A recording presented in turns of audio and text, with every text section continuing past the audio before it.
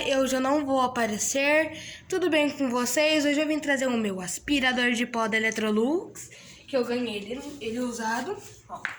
Electrolux Hydrovac. Ele tá meio pintado por causa que ele tava bem velho, mas uma restauração está aí no vídeos. Vou deixar isso no cards. Bem, ele tem essa mangueira aqui, ela é super flexível, ó. Flex, ó. Como vocês podem ver, você pode amassar que ela fica normal. Ele tem um filtro aqui também, ó. E tem esse cabo enorme, ó. Eu tiro o filtro, aí tem esse enorme filtro para pó e água. Tá? Só não reparem que tá sujo. Aí ele tem essas presilhas, tá? Ó. Você prende aqui e pronto. Aí aqui é o engate da mangueira, só que o meu, gente, não veio na versão que veio o tubo aqui pra soprar.